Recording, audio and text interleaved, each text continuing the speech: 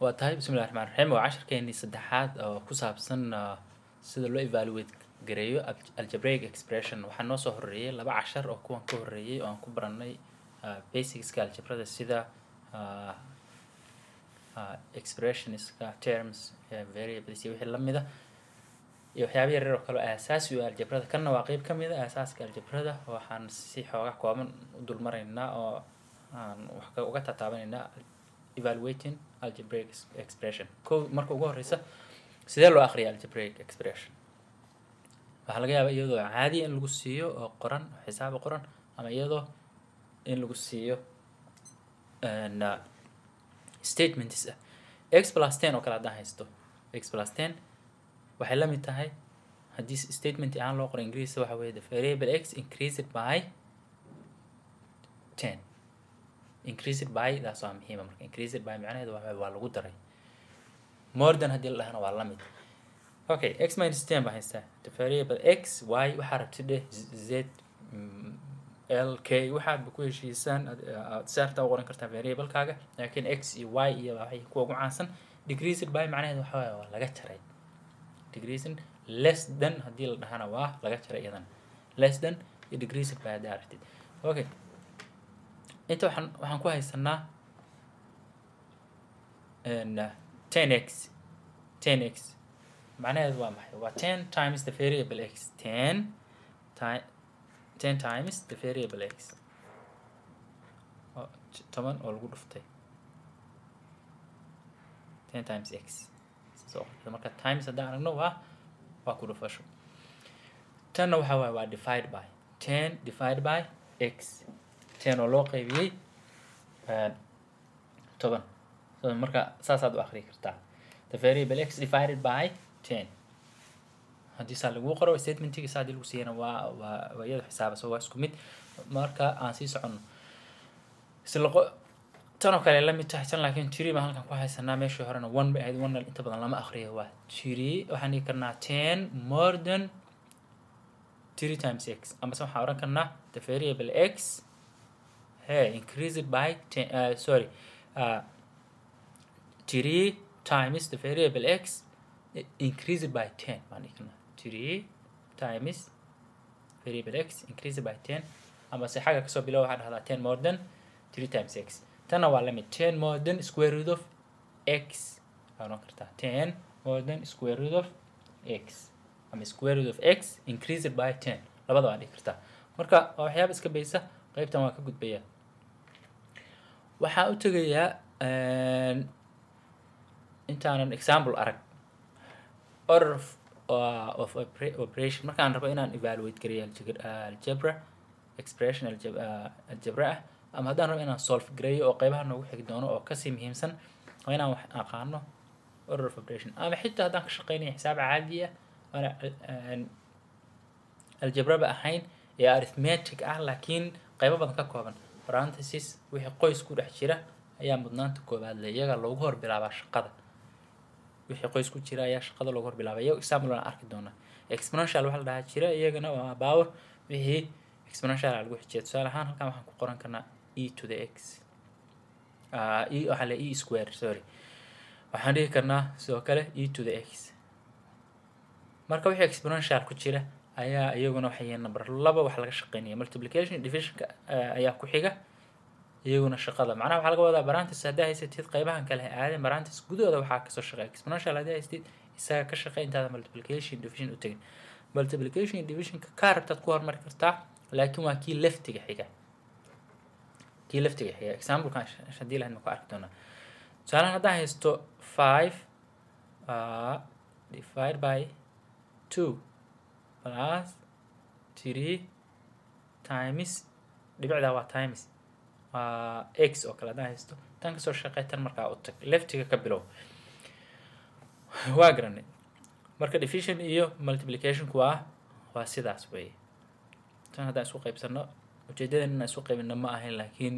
waa 3 waxaan aragnay inaan orderka ogaano addition iyo subtraction waa isku mid iyaguna left to right midig bidixda ayaa kasoo bilaabaysa midigta ayaa aadaysa marka mar walba shantan shay maskaxda ku hay fiirsado inaan wax yar diyaarsaday si aad u xasuusnaatid waxaad samayn kartaa waxaa jira waxa la dhaho PEMDAS oo intaan oo dhan ah P E oo exponential ah M D A S xarafka waa ku xasuusan kartaa macnaha waa wax mnemonic device oo ku xasuusinaya PEMDAS parentheses exponential multiplication division addition subtraction haddii aad markaa ka shaqaynaysid aad ka baqdid inaad ilowdid oo order of operation maxay ahayn ereygaas waa waxa la xifdiyi karo maskaxda iska gasho si aad u xasuusatid op PEMDAS anoo haysa aadi maayo kuwan multiplication haddaa haysana addition iyo subtraction aadi maayo for example aan aragno marka example-kan waxaan haystaa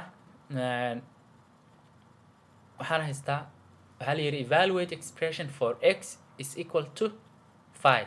okay waa la ii sheegay because equation maaha waxaa xalinayna maaha waa expression so qiimaha waa in la isiiyo x ama y-da so waxaan leeyahay 3 waxaa lagu daray mise plus 4 times dhibicdu waa times 5 intaa haddii loo gaartay waa iska cadday soo maaha tan haddii lagu daro lagu dhuftaan leeyahay waa 20 4 times 5 waa isla naqaan waa 20 so answerkayga waxa weeye 23 that's it evaluate expression kala yiri waan ka baxay b a bay ahayd b na maxaa la yiri for parentheses ka hadda arag u fiirso maxaa inta ku haystaa 5 because x qiimaheeda waa la siiyey plus 3 okay so inta maxaa iigu yaalla 8 so waxaa leeyahay 4 oo lagu dhuftay 8 haddaan khaldanayn waa 32 example-kaana saasaan waa gudbay 23 iyo 32 ayaan haystaa labada example oo kale aan ka shaqeeyo kadibna idinka ayaa mid idin siin doonaa okay example 2 waxaa la yidhi evaluate expression for x is equal to 6 and y is equal to 4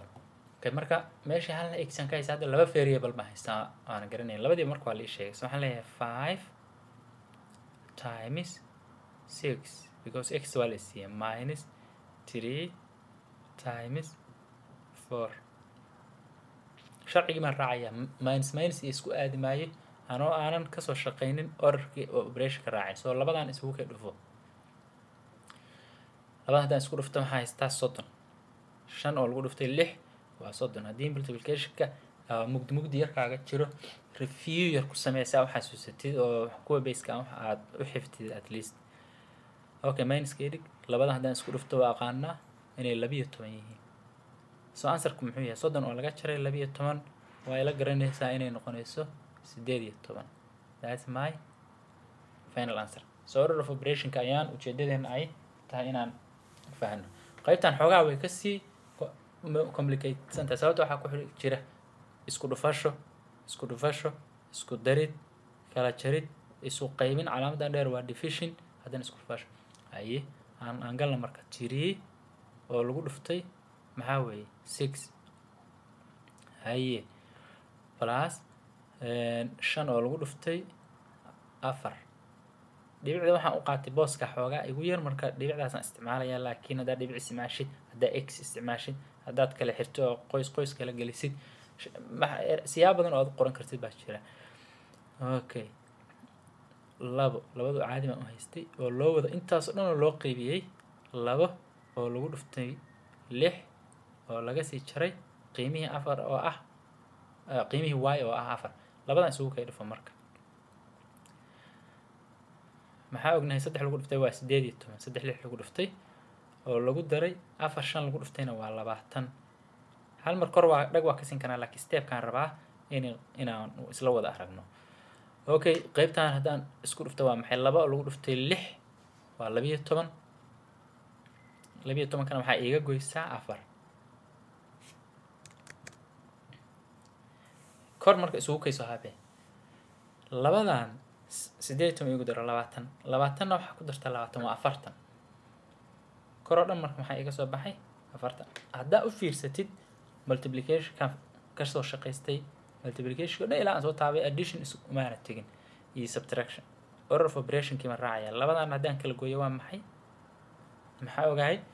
inay 8 ii tahay 8 afartan loo qaybiyana waxaa ognahay inay tahay 5 halkaas aan uga baxnay labada example labadiiba waa kuwa marka example-ladan wax kale ma ahayn wax lama xalinayn x t y da labadaba waa lagu siiyay symbol waxa lagu yeeray tartiib adigu iyo value garay laakiin la check garay haddii aan khalad yar sameeyay oo kale comments-ka waa ii soo raacin kartaan haddii la idmo laakiin waxaan filayaa inay sax iyo wada yihiin order of operation inaan ku fahanno ba ahayd adiga waxaan ku siinayaa marka homework yara homework-gan waxaan kugu siiyay labada su'aalood ansaradiina waa kuu qoray waa kuwana su-aasha koobaad ansarkeedu waa 32 su-aasha labaadna ansarkeedu waa 2 laakiin adaa waxaan laga rabaa inaad ka shaqaysid yaanan khalad yar ugu samaynin aan x ka soxo qiimaheeda evaluate expression x maxay ila mid tahay aan note-kayga dib ugu laabto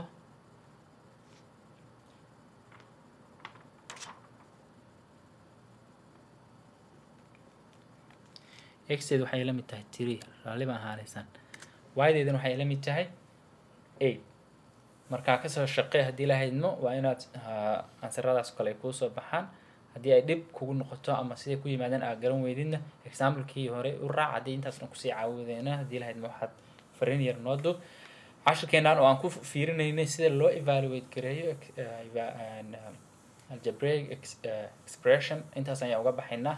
ujeedadiisu ahayd inaan fahno expression ka base ahaan iyo sida order of operations ay u kala horeeyaan cashir aad u fudud weeye casharada dama la socda